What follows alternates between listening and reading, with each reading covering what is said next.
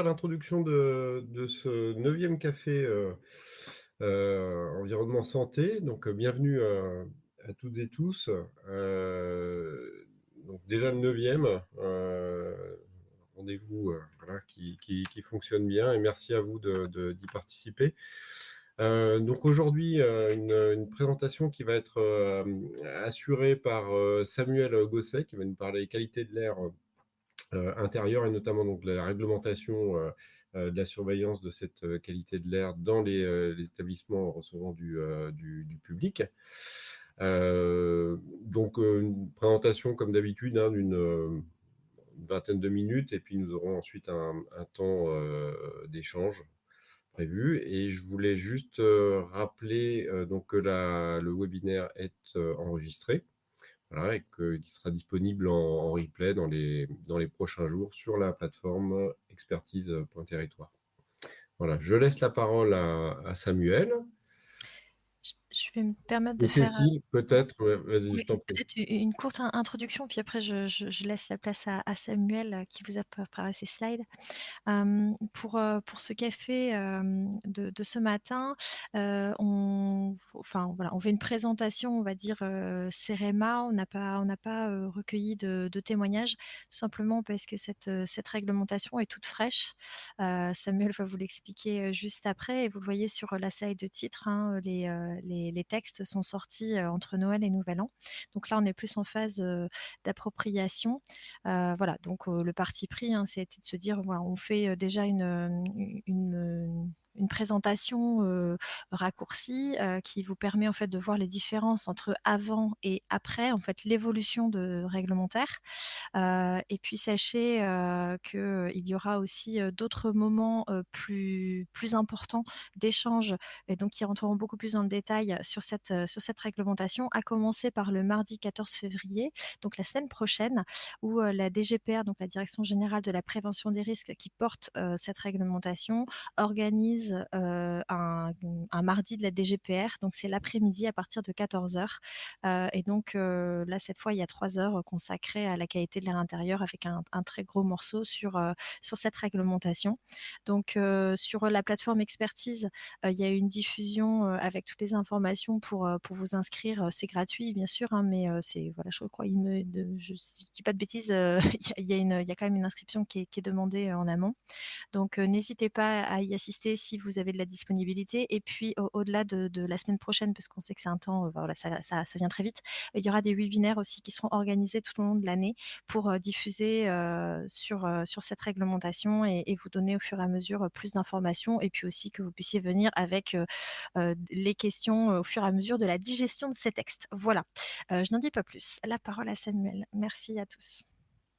Donc oui, merci à Cécile pour cette introduction, et de rappeler que les textes sortent tout chauds des chambres législatives, et préciser que Cécile est responsable thématique de la thématique qualité de l'air intérieur au sein du CEREMA.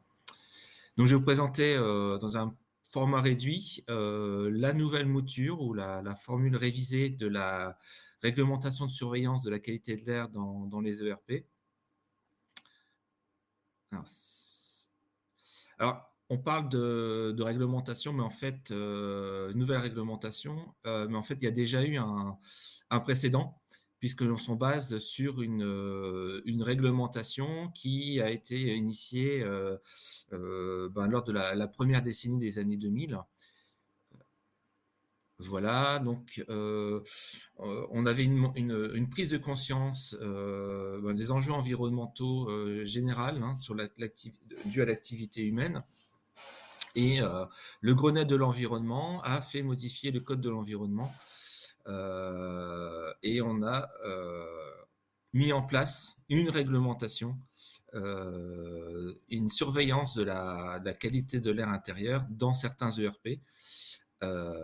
Et cette surveillance était à la charge des propriétaires ou en délégation de cette surveillance. Alors, voilà. Alors, cette évaluation des moyens d'aération et de ventilation, elle consistait, enfin, ce plan de surveillance consistait en 2 étapes principales. tout d'abord une évaluation des moyens d'aération et de ventilation.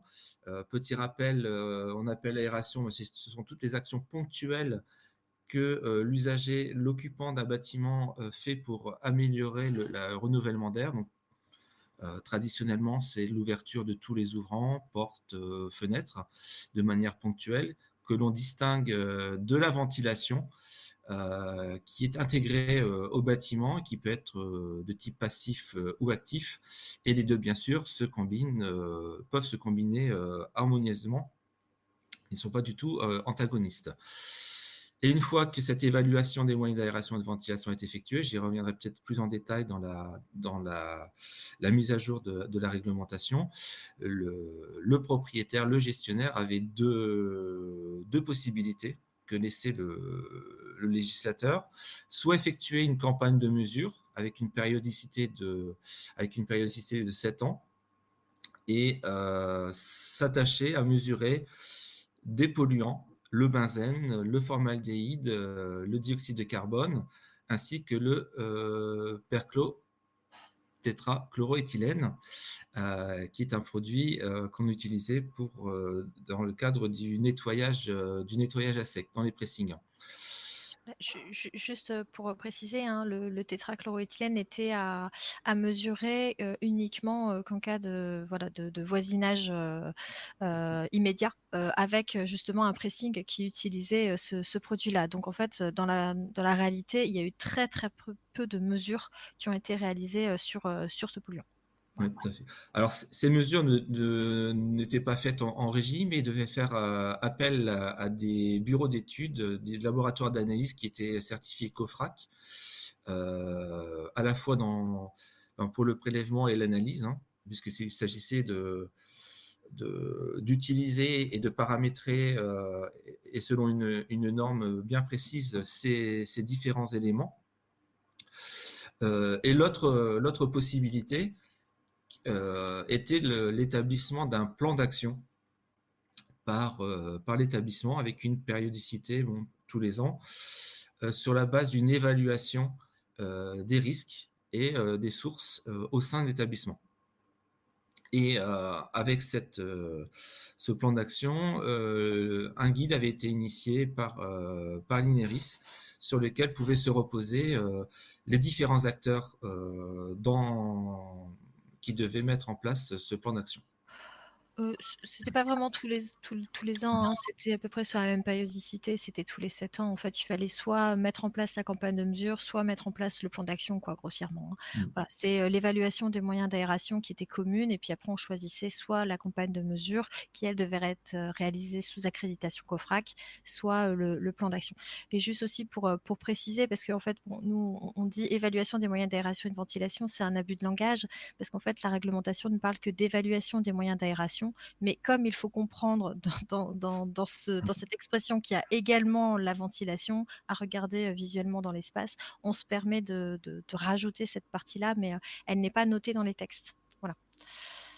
Alors, on avait aussi également un souci de transparence et il y avait une obligation d'affichage auprès des personnes qui fréquentent l'établissement. Donc, principalement, c'était les parents d'élèves et les enfants, donc d'afficher la démarche d'amélioration de la qualité de l'air dans l'établissement et dans le cadre de mesures, de les afficher. Donc ça vient en complément de nombreux prises en compte et de découvertes au sujet de la qualité de l'air intérieur. Donc on a parallèlement la création de l'Observatoire de la qualité de l'air intérieur, la formulation de valeurs guides pour la qualité de l'air intérieur. Donc c'est vraiment une volonté de faire connaître cette problématique et puis de rendre un peu pérenne la démarche pour les gestionnaires et intégrer la démarche d'amélioration de la qualité de l'air dans la gestion au quotidien, des établissements concernés par la réglementation. Alors, les deux choix qui étaient proposés aux propriétaires ou aux gestionnaires de ces établissements avait certains avantages et inconvénients. Le premier, pour la campagne de mesure, c'est qu'on avait des données objectives et quantitatives exercées par un prestataire qui était certifié et qui permettait d'identifier des situations à risque. En rappelant que, par exemple, tout ce qui est COV, benzène, bien souvent, on n'a pas de sens olfactif pour les détecter. Et donc, la mesure, la métrologie nous permettait de pouvoir identifier des risques dans la fréquentation et l'usage du bâtiment. Cependant, cette étape, ou en fait cette campagne de mesure, représentait un désintérêt, un désavantage, on va dire.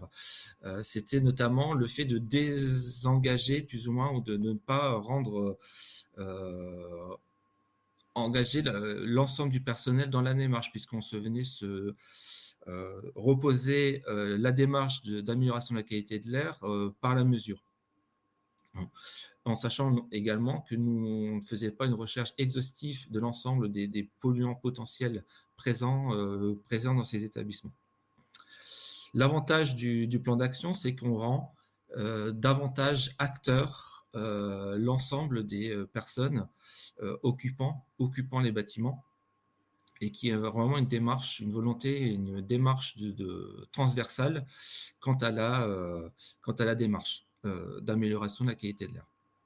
Cependant, même s'il a un coût moindre elle peut avoir un coût moindre que la campagne de mesure, elle représentait l'inconvénient de devoir mobiliser et d'identifier des porteurs de projets ou des personnes qui viennent porter, entre guillemets, la bonne parole et les bons usages dans cette démarche transversale.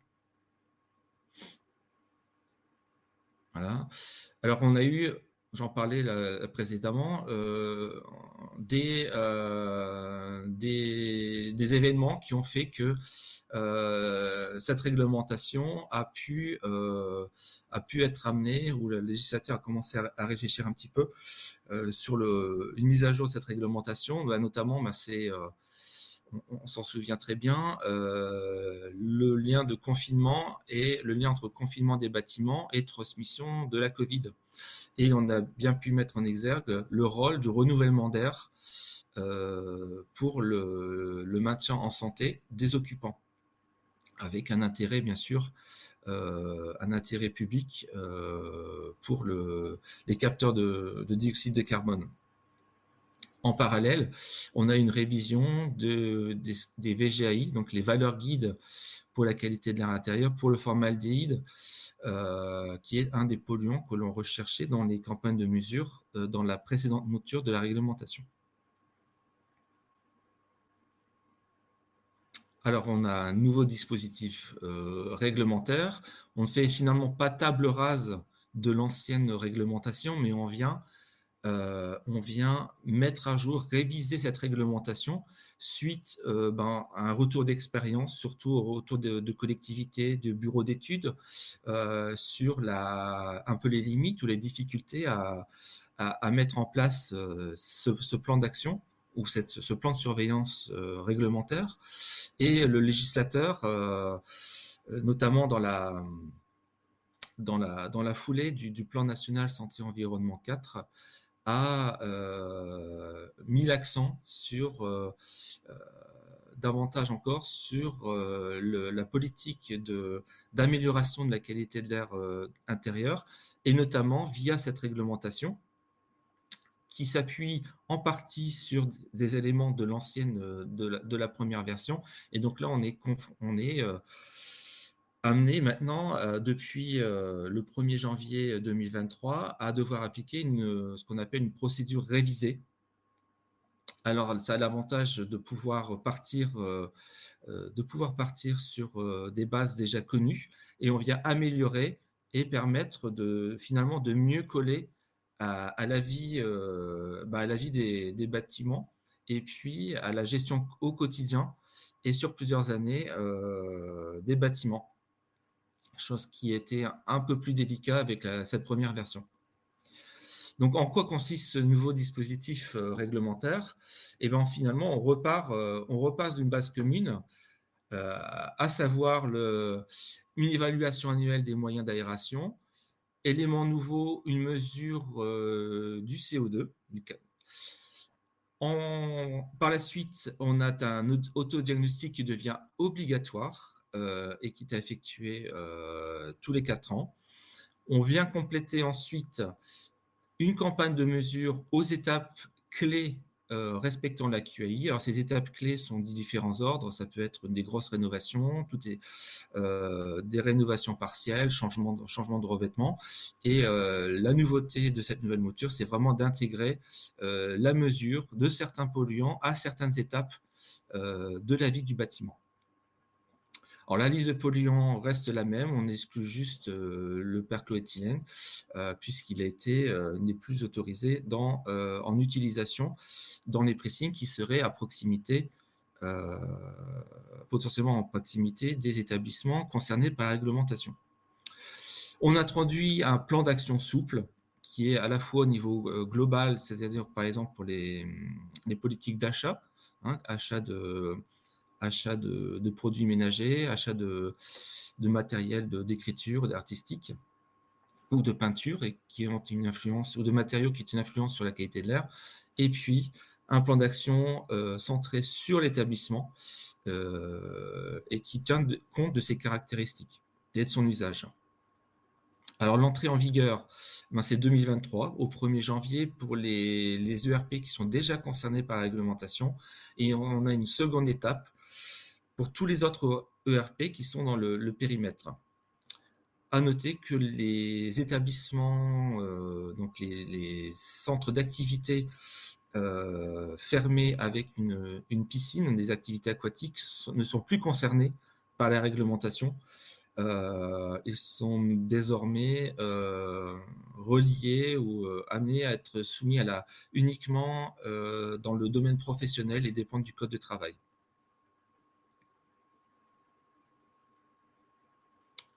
Voilà, quels sont les établissements concernés? Donc voilà, les crèches et haltes garderies, les écoles maternelles et primaires, les collèges, lycées d'enseignement général, les centres de loisirs. Et la prochaine échéance, c'est au 1er janvier 2025. Les structures sociales et médico-sociales, les structures de soins de longue durée rattachées aux établissements de santé, dont la liste est assez conséquente. Les établissements pénitentiaires pour mineurs, quartiers des mineurs et maisons d'arrêt. Juste, je me permets de m'attarder un tout petit peu sur la slide d'avant. En fait, ce qu'il faut retenir, c'est que le périmètre des bâtiments qui sont visés par la nouvelle mouture ne change pas. Ce sont les mêmes établissements, il n'y a pas eu de changement, si ce n'est la sortie en fait des piscines, donc en fait, des centres de baignade fermés, parce que le terme piscine est un peu restrictif. Vous avez compris l'idée. Sinon, le reste du périmètre ne change pas, à quelques petits détails près, c'est-à-dire que dans les établissements scolaires, donc on inclut bien l'espace cantine et on inclut désormais aussi les salles de sport. Voilà, les salles de sport qui sont intégrées dans des établissements scolaires.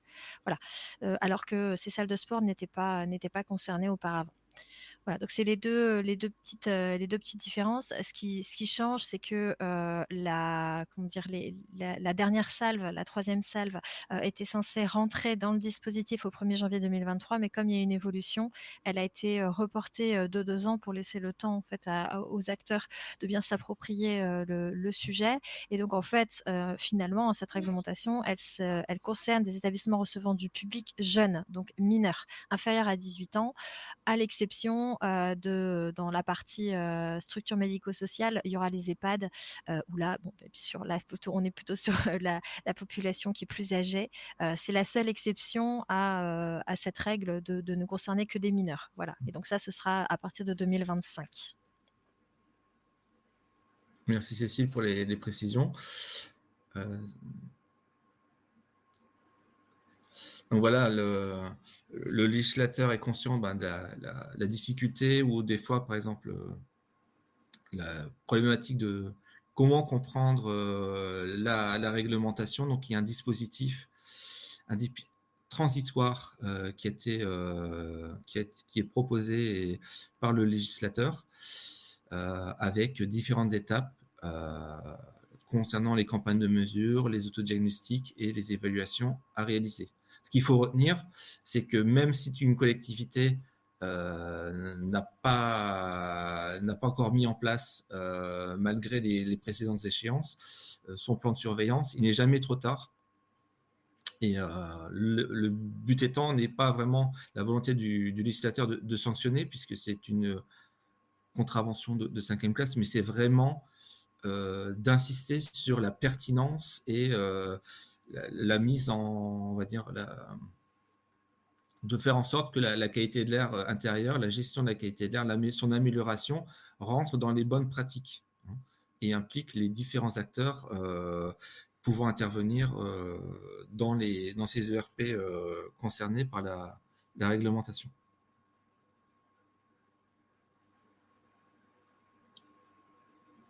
Alors brièvement, hein, puisque le format est assez réduit, c'est juste pour vous une idée, voilà un petit peu une idée concernant l'évaluation des moyens d'aération et de ventilation qui est vraiment commun aux deux moutures de la réglementation. Seule exception, bien sûr, c'est la mesure à lecture directe de CO2. Pour cela, un guide sera bientôt publié par le CSTB pour permettre une meilleure, pour améliorer et préciser les critères techniques d'analyse et puis de mesure et de prélèvement du CO2. Donc c'est l'ensemble des collectivités, propriétaires, bâtiments, contrôleurs techniques agrémentés, bureaux d'études, ingénieurs conseils ou organismes effectuant les prélèvements d'analyse. Alors les collectivités, ça peut être vraiment de la simple mairie, conseil départemental, conseil régional, en fonction de leurs différents secteurs d'activité, de domaines d'intervention. Et les salles les salles d'activité pour établissements d'accueil d'enfants de moins de 6 ans, les salles d'enseignement, et on a un ratio, donc on reste en dessous de 6 pièces quand on a un établissement avec moins de 6 pièces, on analyse toutes les pièces, et un échantillonnage entre 6 et 20 pièces, entre 5 et 20 pièces au maximum, au-delà de ce seuil de 6 pièces. Alors, on vérifie l'accessibilité, la manœuvrabilité des ouvrants donnant à l'extérieur. Concrètement, on vient s'assurer que les fenêtres s'ouvrent bien, qu'elles ne sont pas bloquées soit par des restes de peinture, un défaut, un gond qui s'est décellé, une armoire qui vient gêner l'accès, des rideaux, un encombrement des tablettes au-dessus dans l'encadrement de la fenêtre, un examen visuel des ventilations et signaler tout défaut ou toute anomalie concernant ce point. En gros, excusez-moi, mais en gros, ça ne change pas ça, hein, par rapport à la mouture précédente. Ce qui change, c'est que l'évaluation doit cette fois être revue annuellement. En gros, l'idée, c'est on le fait bien la première année et après, tous les ans, on fait l'effort à un moment donné de repasser dans les établissements pour vérifier qu'il n'y a pas eu de casse, d'encombrement, en gros, de changement par rapport à l'année précédente. Et la deuxième chose qui change, c'est le fait d'avoir en complément cette mesure à lecture directe du dioxyde de carbone sur 2 heures en période d'occupation. Voilà, ce sont les deux changements. Sinon, le reste, le calcul, l'échantillonnage, le fait de laisser toujours la possibilité à la collectivité de le faire en interne pour que ça ne représente pas un coût trop important, ça reste en fait, ça n'a pas changé. La volonté a été de ne pas non plus tout modifier justement pour rester sur les bases communes de la précédente mouture, de sorte que les collectivités qui étaient déjà dans le dispositif n'aient pas à tout refaire et puissent se reposer sur toutes les bases qu'elles avaient déjà posées avant. Voilà. Mais c'est vraiment à la portée, et même si c'est plus difficile, il est vraiment recommandé d'associer les occupants du bâtiment pour prendre conscience voilà, des caractéristiques des salles, du bâtiment. Donc, au-delà d'un exercice technique, c'est surtout une prise de connaissance de son environnement de travail. Ouais, après l'intégration effectivement des personnes, elle se fait à l'étape plus suivante. Là, à la limite, on peut rester uniquement avec les techniciens du bâtiment sans encore intégrer les personnes qui utilisent le bâtiment. Et pour répondre à la question de Monsieur Baillet, qui demandait dans le chat pour la vérification du dispositif de ventilation, pas de mesure aérolique obligatoire à ce stade. Non, non, on reste toujours sur un examen qui est visuel, alors uniquement dans la salle, donc c'est-à-dire qu'on ne va pas aller vérifier le moteur, le moteur dans les locaux techniques, ni les gaines. Là, le but, c'est que ce soit faisable rapidement, en fait, qui est vraiment simplement la volonté de se dire, bon voilà, est-ce qu'on a un dispositif qui existe dans cette salle, enfin dans l'établissement, dans les salles, et est-ce qu'il est en état de fonctionner, est-ce qu'il est entretenu correctement? Voilà, c'est vraiment ça l'idée. Donc à ce niveau-là, finalement, ce qu'on fait, c'est qu'on vérifie s'il y a bien un débit d'air qui passe quand on a un système de ventilation. Et donc finalement, on peut simplement vérifier avec la main ou avec une feuille de papier qu'il y a bien un débit d'air. Mais le but, ce n'est pas de quantifier ce débit. Et peut-être précision, oui, cet examen est à faire en période d'activité et éviter de faire ça en dehors en cas, par exemple, de réduit de ventilation. Alors, pour l'autodiagnostic, c'est vraiment un changement majeur puisqu'il devient obligatoire par rapport à la première version de la réglementation, est à faire au plus tard tous les 4 ans. Et donc là, c'est un travail, on va dire, un travail d'équipe, au-delà de l'aspect vraiment supposé technique, voilà, de la première évaluation des moyens d'aération et de ventilation. On vient mettre en branle tout un processus auprès des occupants de ce bâtiment, des bâtiments concernés, pour repérer les sources d'émissions de polluants, évaluation des usages, l'entretien du bâtiment, et sur la base de grilles indicatives d'autodiagnostic pour chaque catégorie d'intervenants présents dans le guide. Alors, on va par exemple s'assurer de l'emploi de tel ou tel produit dans le nettoyage des locaux. On va voir quels sont les moyens ou les dispositifs utilisés pour ce nettoyage. Voilà. Donc, c'est vraiment, on va dire, une prise de conscience voilà, d'un ensemble, un ensemble un peu complexe parfois, sur le fonctionnement du renouvellement d'air dans un bâtiment et les impacts de l'usage à la fois sur l'usage primaire, c'est-à-dire les écoles, l'enseignement, mais également sur les à côté, notamment les travaux d'entretien et de nettoyage des locaux.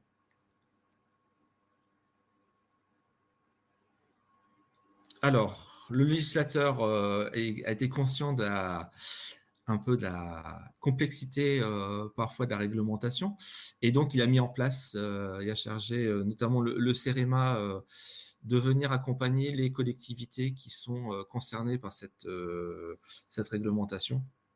Donc un guide d'accompagnement a été rédigé, il est en cours de relecture. On peut en dire déjà quelques mots.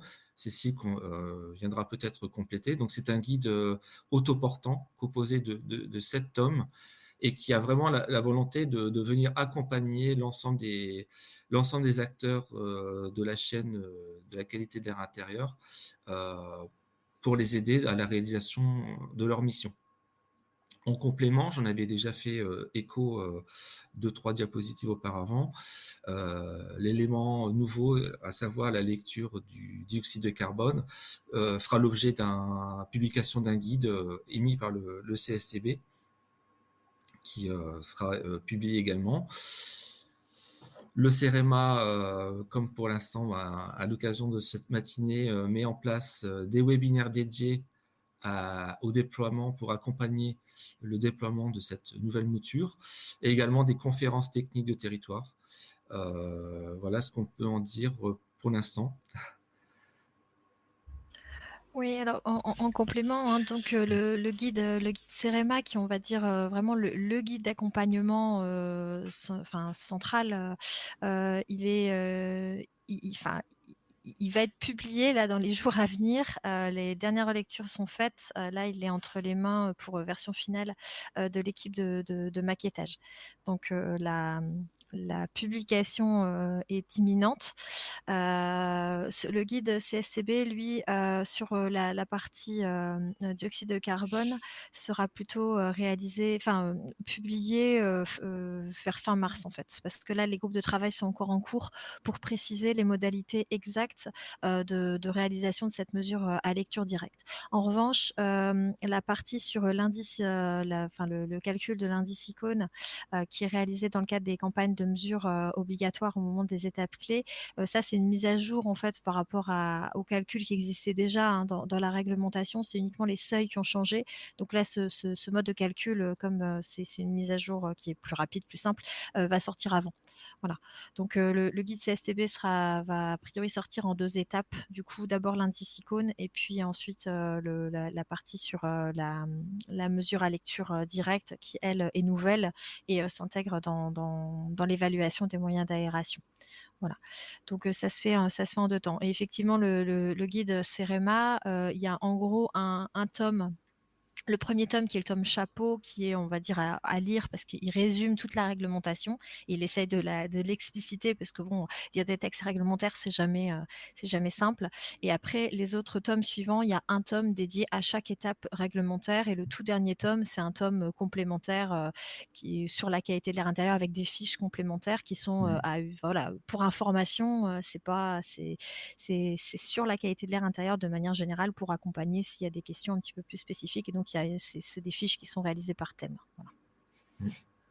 Il y aura également l'établissement d'une foire aux questions que l'on pense mettre en place aussi prochainement et qui sera alimentée naturellement par les retours des différents acteurs.